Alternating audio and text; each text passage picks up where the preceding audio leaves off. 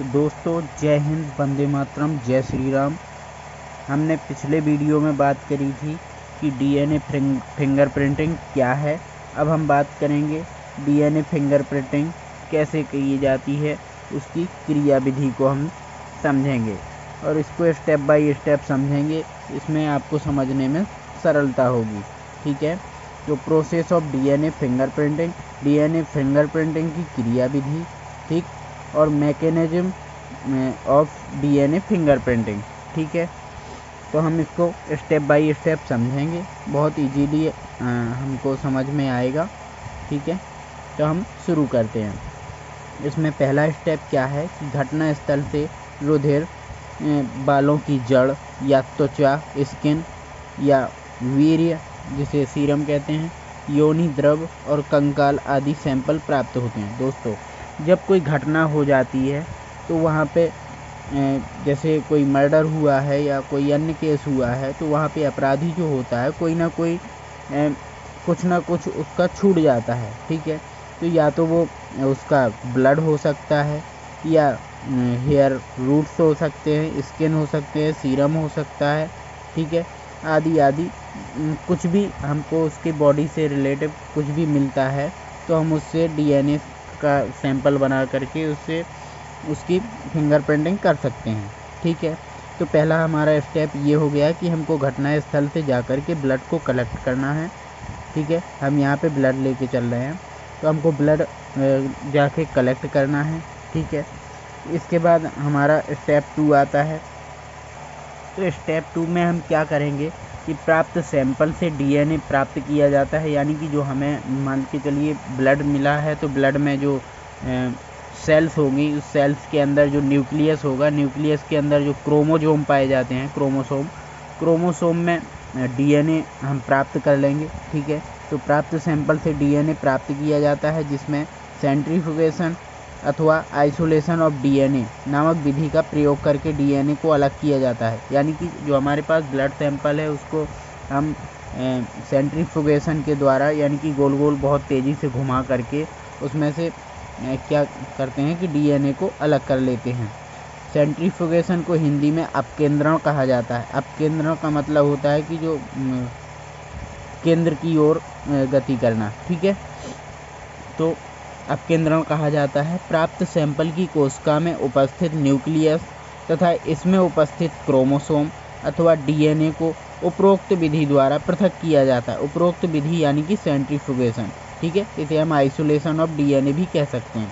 ठीक है, इतना हमारा हो जाता है। इसमें क्या होता है कि पहले हम ब्लड को कलेक्ट करते हैं और दूसरे स्टेप में हम ब्लड से क्रोमोसोम यानी कि डीएनए प्राप्त कर लेते हैं।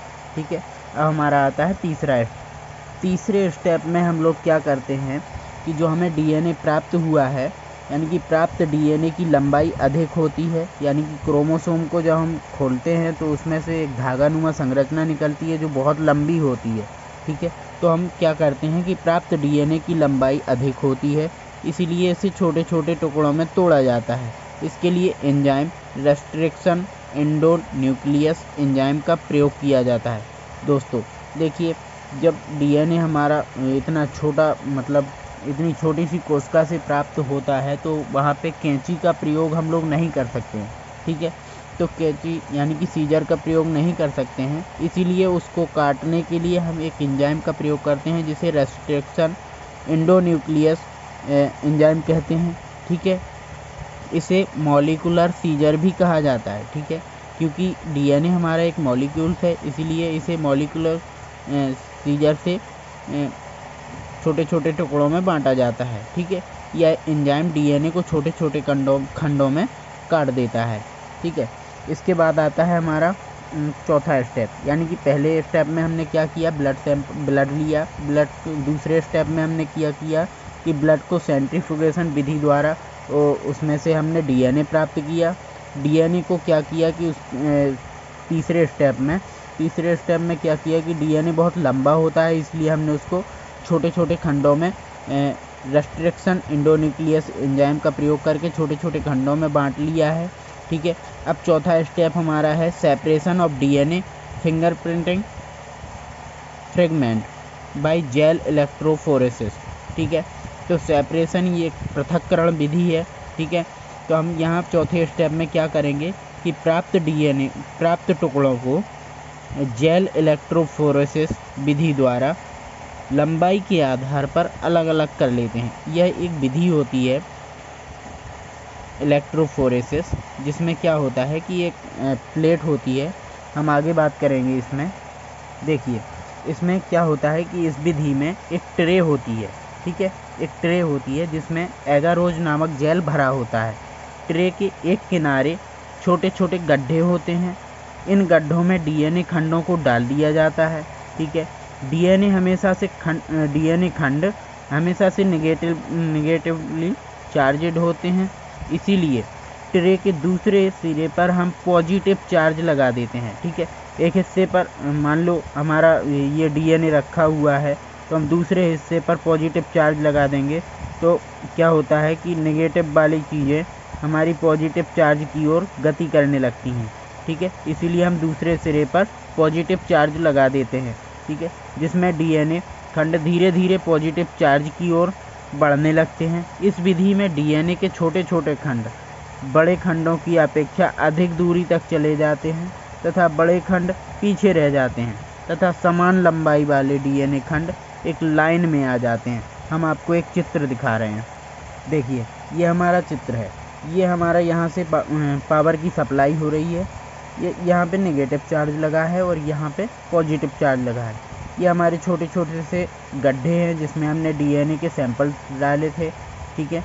और ये हमारे लंबे वाले डीएनए हैं, ये उससे छोटे हैं और ये सबसे छोटे हैं, और ये एक लाइन में आ रहे हैं, ठीक है। समान साइज वाले, एक जैसी साइज वाले एक लाइन में आ रहे हैं। जाहिर सी बात है कि छोटे छोटे टुकड़े ज़्यादा दूर तक गति कर लेते हैं, जबकि बड़े टुकड़े कम गति कर पाते हैं, ठीक है। तो यहाँ पे होता है नेगेटिव चार्ज और यहाँ पे होता है पॉजिटिव चार्ज। ये हमारा एक ट्रे है जिसमें हमने एगारोज जेल भर दिया है, ठीक है। तो जेल में क्या होता है कि आपने पढ़ा होगा कि जो द्रव चीज़ें होती हैं उनके अणुओं के बीच में अंतरा अणु अवकाश होता है, यानी कि उनके अणुओं के बीच में भी जगह पाई जाती है। उन जगह का सहारा लेकर के ये डीएनए आगे की ओर बढ़ जाते हैं, ठीक है। तो आप, मुझे लगता है आप समझ गए होंगे। तो अब हम चलते हैं पाँचवें स्टेप पर। पाँचवें स्टेप में क्या करते हैं, यूज ऑफ नाइट्रोसेल्युलोज मेम्ब्रेन, ठीक है। इसको हम बहुत अच्छे से समझेंगे। इसमें क्या करते हैं, इसमें सेपरेशन के बाद यानी कि इन डीएनए खंडों को साइज के अनुसार अलग अलग करके, यानी कि पृथक्करण करके, सेपरेशन करके क्या करते हैं, सेपरेशन के बाद डीएनए खंडों को फिल्टर पेपर की मदद से अथवा नाइट्रोसेल्युलोज मेम्ब्रेन की सहायता से जेल से अलग कर लेते हैं। यानी कि जो हमारा ये ट्रे है इसमें हम फिल्टर पेपर लगा देते हैं, जिससे ये डीएनए के जो खंड हैं ये फिल्टर पेपर से चिपक जाते हैं, ठीक है। नाइट्रोसेल्युलोज मेम्ब्रेन की सहायता से जेल से अलग कर लेते हैं। यह डीएनए खंड फिल्टर पेपर पर चिपक जाते हैं किंतु दिखाई नहीं देते हैं।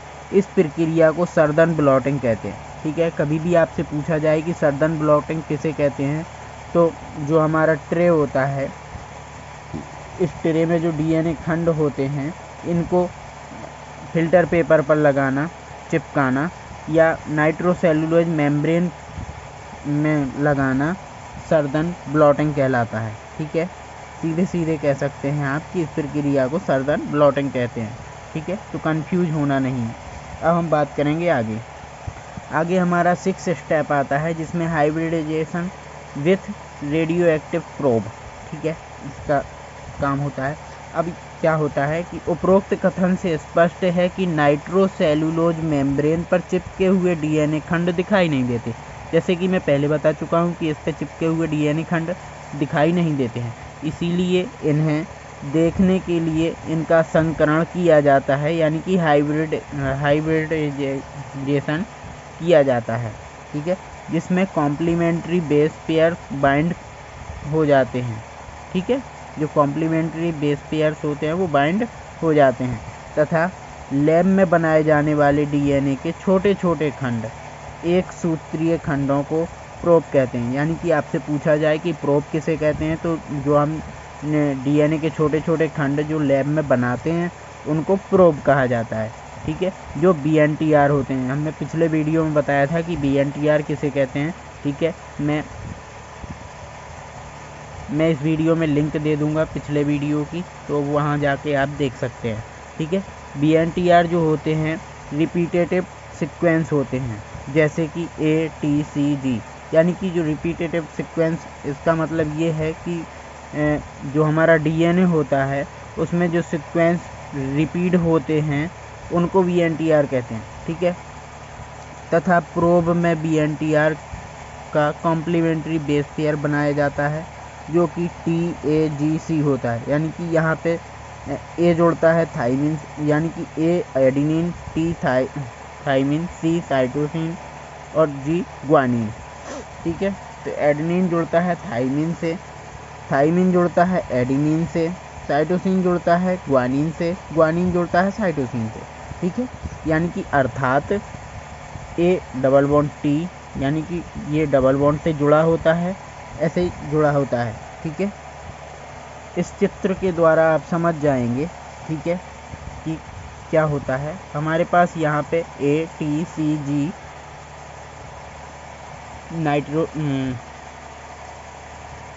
नाइट्रोजनी बेस होते हैं हमारे। तो क्या होता है कि जो हमारा डीएनए खंड होता है एक सूत्री, वो दो सूत्री खंड में बदल जाता है। यानी कि ए जुड़ जाता है T से, T जुड़ जाता है A से, C जुड़ जाता है G से और G जुड़ जाता है C से। इस प्रकार हमारा डीएनए खंड पूरा हो जाता है। यानी कि यह इसलिए किया जाता है ताकि एक सूत्री डीएनए के प्रोब बाइंड हो जाएं। यदि सामान्य भाषा में बोला जाए तो प्रोब में बीएनटीआर का कॉम्प्लीमेंट्री बेस इसलिए बनाते हैं ताकि इसी से जाकर वह जुड़ जाएं और डीएनए खंड पूरा हो जाए। ठीक है, क्या होता है कि बीएनटीआर का कॉम्प्लीमेंट्री बेस इसलिए बनाया जाता है ताकि ये प्रोब से जाकर के जुड़ जाए। ठीक है, ये हमारा प्रोब है और ये हमारा बीएनटीआर है। ठीक है, तो आप समझ गए होंगे। अब इसके बाद क्या करते हैं, इसके बाद डीएनए खंडों को लेकर के उनमें से एक्सरे पास करते हैं जिससे डीएनए खंड चमकने लगते हैं। ठीक है, जैसे हमने ऊपर बात की थी कि फिल्टर पेपर पर लगा हुआ डीएनए हम लोग देख नहीं सकते हैं, इसीलिए क्या करते हैं कि इसमें से एक एक्सरे गुजारते हैं। एक्सरे गुजारने से क्या होता है कि डीएनए खंड चमकने लगते हैं और हम आसानी से उन्हें देख सकते हैं तथा वांछित डीएनए से तुलना कर सकते हैं। ठीक है, इस तरह से हमारी यह प्रक्रिया पूर्ण हो जाती है। क्या होता है कि मान लीजिए ये दो व्यक्तियों पर हमें शक है कि इन्होंने अपराध किया है या इन्होंने अपराध किया है। ठीक है, और ये वाला जो डीएनए है ये हमें घटना स्थल से मिला है। ठीक है, तो हम इस व्यक्ति का डीएनए लेंगे और इस व्यक्ति का डीएनए लेंगे। ठीक है, तो 1, 2 और 3 सैंपल हमारे पास हो जाते हैं। ठीक है, तो तीनों का हम सैंपल बनाते हैं इसी विधि से और तीनों को मैच करते हैं। ठीक है, तो हम बात कर चुके हैं कि 99.9% जो डीएनए होता है हमारा, ये सभी व्यक्तियों में एक जैसा होता है। ठीक है, केवल 0.1% जो डीएनए होता है ये सबका यूनिक होता है और किसी से भी मैच नहीं हो सकता है। यानी कि अगर इन दो लोगों ने कोई अपराध, ये हमारा अपराध किया है, तो ये वाला जो हमारा घटना स्थल पर मिला हुआ डीएनए है ये ज़रूर इन दोनों में से किसी न किसी से मैच करेगा, चाहे वो कितना भी यूनिक हो। ठीक है, तो आशा करता हूँ कि आपको ये वीडियो पसंद आया होगा। वीडियो को लाइक करें, चैनल को सब्सक्राइब करें। धन्यवाद। जय हिंद, वंदे मातरम, जय श्री राम।